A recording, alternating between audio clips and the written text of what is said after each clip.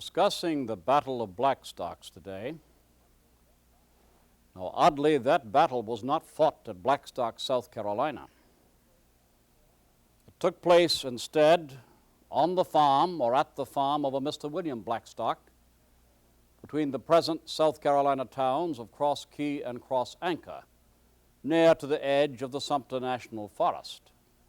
It was cleared land then, or partially cleared land. It has gone back to the wilderness now. Remember that on October the 7th, 1780, Patrick Ferguson, with a column of 1,000 or close to 1,000 loyalists and British loyalist regulars, had been caught at King's Mountain.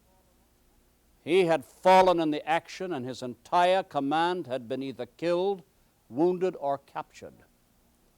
This had forced Lord Cornwallis, the British commander in the south, to fall back on Winnsboro, South Carolina, and it delayed his attack into North Carolina by several months. It's at this time that Francis Marion in the Low Country, the Swamp Fox, and Thomas Sumter in the Up Country, the Gamecock, as Banastre Tarleton called them, are given orders to harry the British line of communication between Charleston and the upcountry bases, and in the case of Thomas Sumter, to embody the men of his area to cooperate with the new American army forming at Hillsborough for the replacement of Horatio Gates, the unfortunate loser at Camden, by Nathaniel Greene. So Sumter, Thomas Sumter, becomes the spearhead of the American forces moving in toward the Broad, in between the Broad and Catawba rivers, onto the Broad River. And it's here or near here, because of this movement, that the Battle of Blackstocks is fought.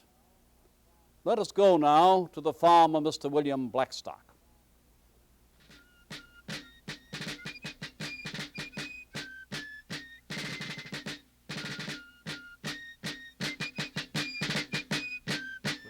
Today on the knoll where the Blackstocks farm undoubtedly was located, the scene of the Battle of Blackstocks,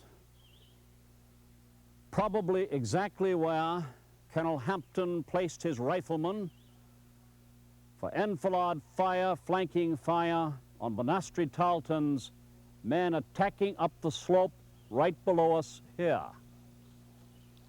Banastre Tarleton, galloping up to Winnsboro, was met by a series of couriers urging him to hasten his march.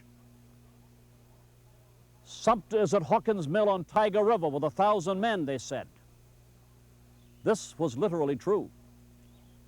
Thomas Sumter had left Fish Dam Ford after the battle and marched to Hawkins' Mill on the Tiger River, where he was joined by about 100 Georgians led by that famous partisan, Colonel Elijah Clark, with Colonel Julian Twiggs, Colonel William Candler, and Major James Jackson. Thomas Sumter promptly, with his reinforced command, began reconnaissance moves against Loyalist and British forces. Major Samuel Hammond was dispatched to intimidate Loyalist elements on the lower Dutch Fork, that rich tongue of land between the Broad and Saluda rivers, settled by industrious Palatine Germans. Tom Taylor, whose ancestors still honor the state of South Carolina, raided Summer's Mill. 150 mounted infantry rode to Brierley's on the Broad River to watch Major Archibald MacArthur and his Highlanders of the 71st Infantry Regiment. Tarleton arrived with his legion on the 18th of November at Archibald MacArthur's bivouac. While his dragoons were bathing and watering the horses at the river, Thomas Sumter's horsemen rode up and opened fire from the saddle. A horse went down, and a soldier of the 63rd Regiment was wounded. A 3-pounder Grasshopper field gun, tripod-mounted, was brought up and fired grape shot across the river. The Americans rode back into the forest. To conceal the fact that the Legion had arrived, Banastre Tarleton now had his men's green coats covered and sent the red-coated Highlanders and 63rd Foot across the river in flatboats. His dragoons crossed at night by a ford 3 miles down the stream. Banastre Tarleton dispatched mounted scouts who returned in the evening of 19 November with the word that Sumter was moving in full force to attack the Loyalist outpost at Williams Plantation. Tarleton marched up the Enoree River, camping near Indian Creek. During the night, a soldier of the 63rd British Regiment deserted, a frequent occurrence on both sides during the American Revolution, I'm sorry to say. Stealing a horse, he made his way to Sumter's camp. And Sumter thus knew by the morning of 20 November that Tarleton with his legion, Archibald MacArthur's 71st Infantry, the mounted infantry of James Weem's old 63rd Foot, and a detachment of Royal Artillery were moving along the Enoree to cut him off from the fords and drive hammer on the anvil against his arrival at 96. Since retreat not only was inadvisable but would destroy the entire American plan, Sumter decided to stand and fight, his usual decision where at all possible.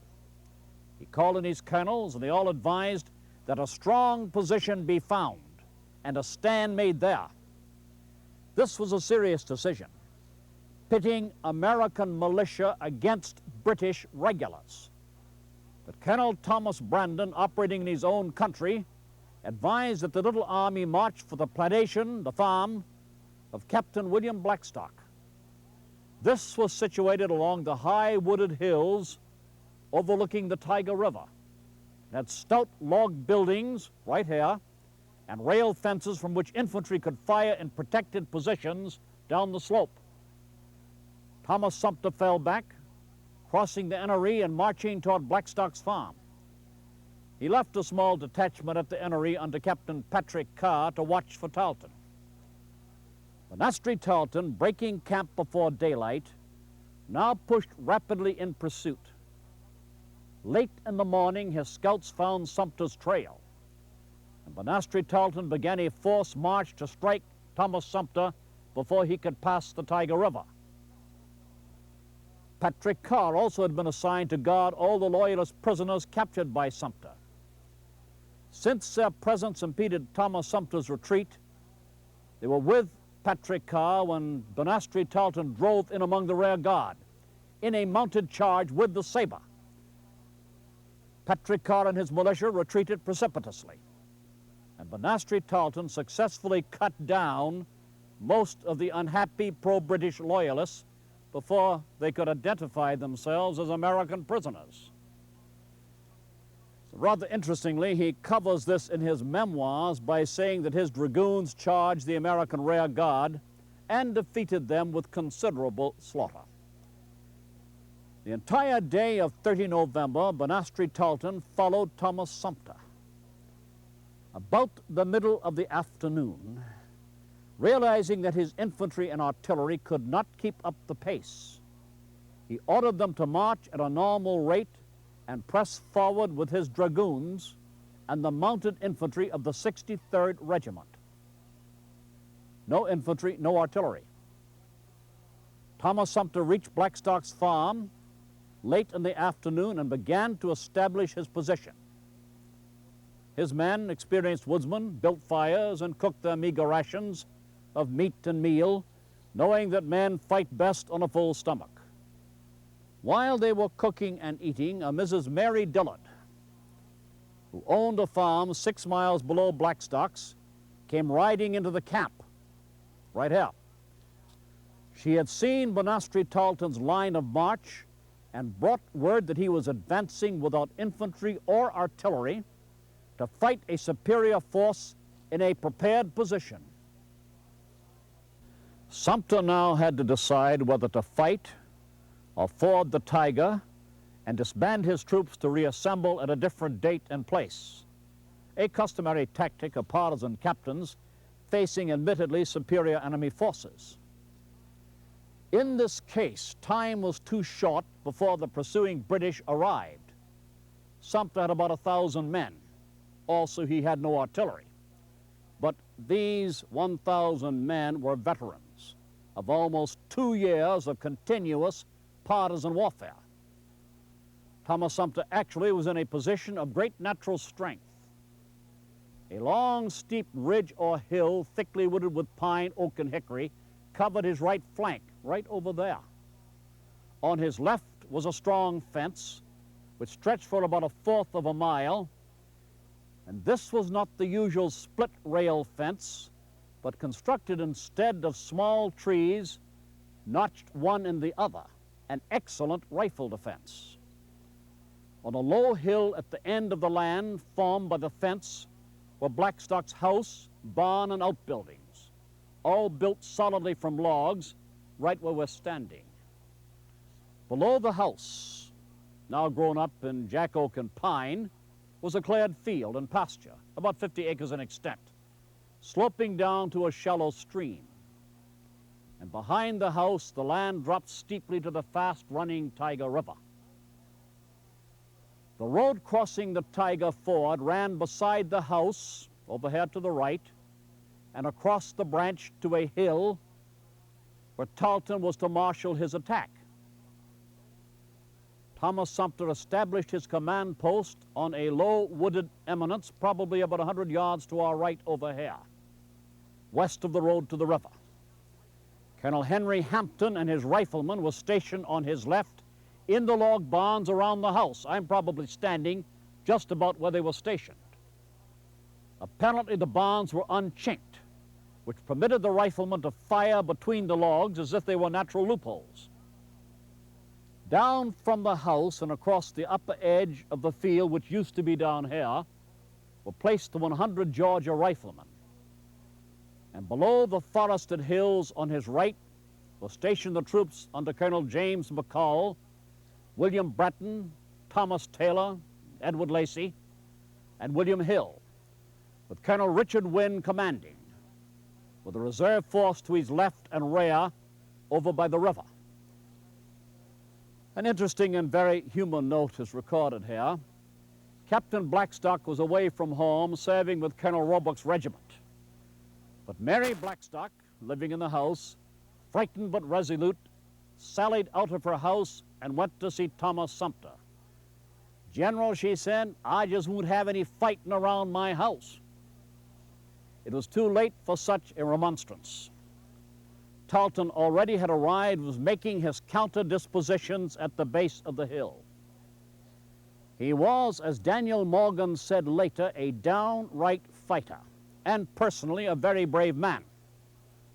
But he had 270 British dragoons and mounted infantry against 1,000 American militiamen, experienced fighters, many armed with the very accurate rifle. There was no artillery, as I have said, on either side. Banastre Tarleton's decision, therefore, should have been to fix the Americans in position and hold them here until his infantry and artillery arrived.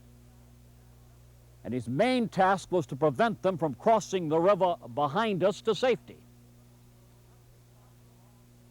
Banastre Tarleton ordered Major John Money, commanding the 63rd Regiment, to dismount his men, or the mounted men of the 63rd, and attack Colonel John Twiggs and the Georgians in their advanced position down the slope in front of us. Major Money swung his men into line and moved forward. Thomas Sumter, as usual impetuous and confident in his superior numbers, in turn ordered Colonel Benjamin Few and Major Joseph McJunkin with 400 militia to move in support of John Twiggs and attack across the branch uphill against the advancing 63rd Regiment. The American militia, unaccustomed to set fighting, discharged their volley at too great a distance to effect any damage on the enemy. While they halted to reload their muzzle-loading muskets, John Money with his 80 men gallantly charged with a bayonet, driving John Twiggs and Benjamin Few before him, 80 against 500. The fact remains, however, that American militia seldom, if ever, would or could abide cold steel. And the famous over-the-mountains rifleman, as I've said often before, were terrified of cavalry with sabers. The 80 men of the 63rd swept forward, but unfortunately for them advanced too far and came under aim rifle fire from Henry Hampton and his men, delivering precision fire at 200 yards from the log outbuildings here on this hillock. As usual, they shot at the epaulets and the stripes. A Lieutenant Cope and a Lieutenant Gibson, junior subalterns of the 63rd, both went down, killed outright. John Money crumpled, mortally wounded, as his men neared the woods behind Blackstock's house, pursuing John Twiggs and his Georgians. With the British preoccupied with the infantry battle on the American left, Thomas Sumter galloped over from his command post and ordered Colonel Edward Lacey to swing quietly through the woods and flank Banastre Tarleton's dragoons sitting in their saddles watching the infantry fight. This he did so successfully that Edward Lacey got within about 50 yards of the British left unperceived, where he opened with buckshot on the unsuspecting horseman. He must have been within about 50 yards, although the source says 75, since buckshot is not effective at 75 yards, or seldom effective. They fired and 20 dragoons went down. But a Lieutenant Skinner, a British Lieutenant Skinner, rallied the British horse and drove back the American flankers with the saber. Tarleton, now realizing that the battle wavered in the balance, ordered a cavalry charge uphill against a prepared infantry position, riflemen firing from cover. This hardly reflects upon his tactical intelligence, since all he had to do was order the 63rd to fall back and then keep the Americans engaged until his infantry, just a few hours behind, came up to the battle with the artillery. That, however, was not Tarleton's way of doing things. He charged a second time up the hill with his dragoons in support of the 63rd, with complete disregard for his own safety. Banastre Tarleton actually swung out of his saddle, picked up the unconscious John Money, slung him over the saddle bow, remounted, and carried Money back to the British lines in a hail of rifle bullets. Whatever you may say of Banastre Tarleton's vanity, braggadocio, and cruelty, all true, the man was a damn fine combat officer and a good, if too impulsive, fighting soldier. So many dragoons fell from the concealed rifle fire that the road was blocked by the bodies of men and kicking chargers. Banastre Tarleton ordered a general retreat, and his men fell back in good order. Thomas Sumter, who had ridden over to watch Edward Lacey's flank attack, was riding back to his command post. As reckless as Banastre Tarleton, he spurred forward to watch the retreat. And a platoon of the 63rd, retreating grimly down the hill with loaded muskets, saw the mounted man wearing gold epaulets and fired on order an aimed volley fire. A captain on Sumter's right, Gabriel Brown, was killed outright. Sumter turned his right side toward the volley to protect his heart. He saw the musket swing up, and 5 buckshot hit his chest.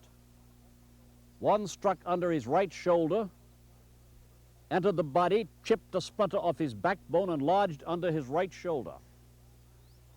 When he reached his command post, his aides assisted him to dismount. Captain Robert McKelvey heard something pattering on the dry November leaves. To his horror, a stream of blood was running down the general's uniform coat and spattering on the ground. "General, you're wounded," he said. "I am wounded," replied the grim Sumter, "but say nothing of it." Since he could not move his right arm, he asked Henry Hampton to sheathe his sword for him, which that colonel did. He tried to reassume command, but the bleeding continued, and calling Henry Hampton, he said, "Request Colonel Twiggs to take command," the next senior. The field surgeon for the American And Dr. Robert Brownfield was summoned. Thomas Sumter was moved over in his face, and without anesthetics of any sort, the slug was dug out from his right shoulder. Half conscious, the general was placed in a crude litter of raw bull's hide over two poles suspended between two horses and taken from the battlefield. Colonel Edward Lacey and 100 picked men went with him as a bodyguard.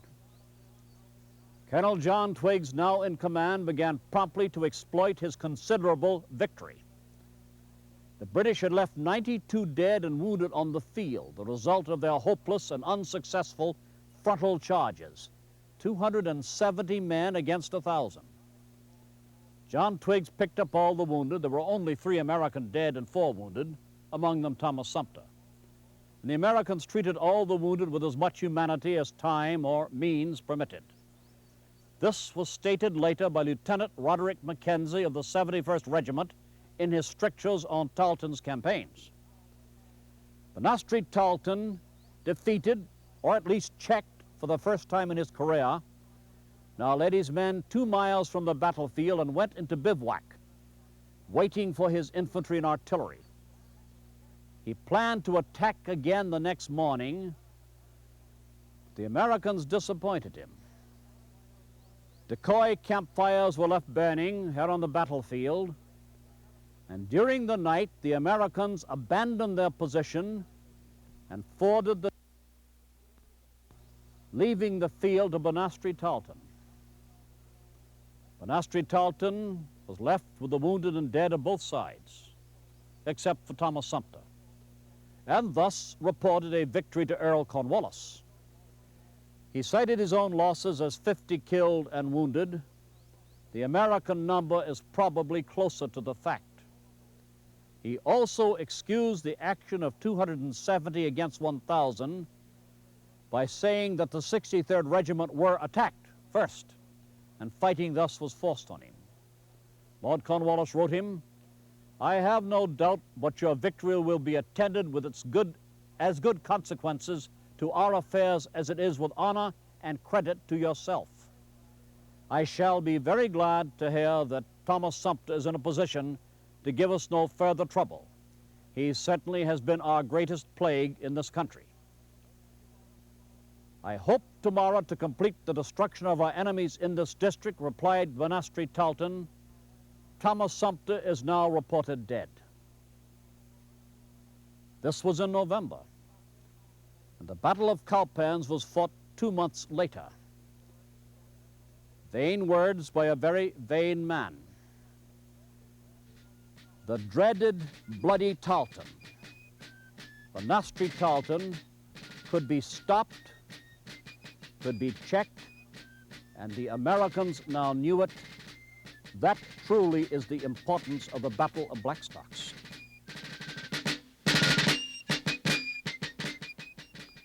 Kings Mountain was the first link in the chain of British defeats, which led inevitably to Guilford Courthouse, that British Pyrrhic victory, and the surrender of Lord Cornwallis at Yorktown.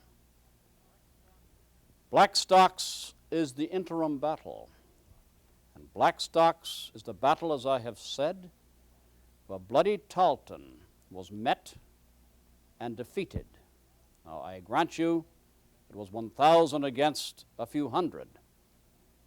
And yet these were American militia who had lived in dread of the dashing British cavalry commander, and they had fought him to a standstill.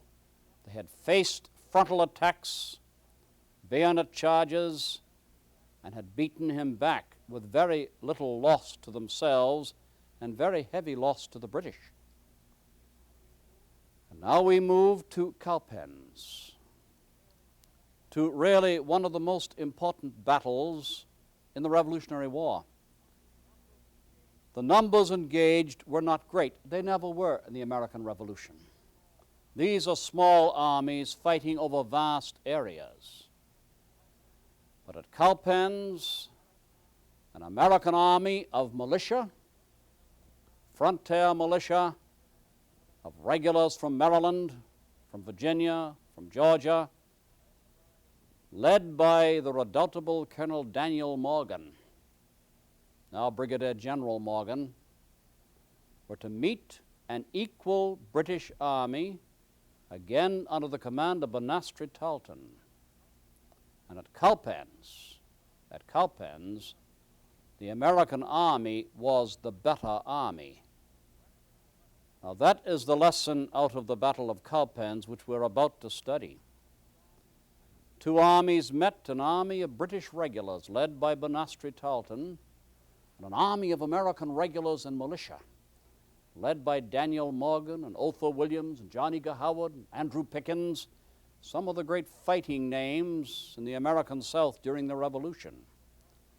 And at Cowpens, the small American army, probably one of the finest armies we ever have fielded in our history, met and fought on an equal basis. Tarleton had artillery.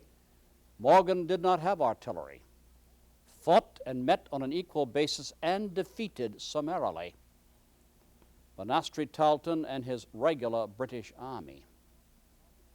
At Cowpens, the American army was the best army on the field, and they won accordingly.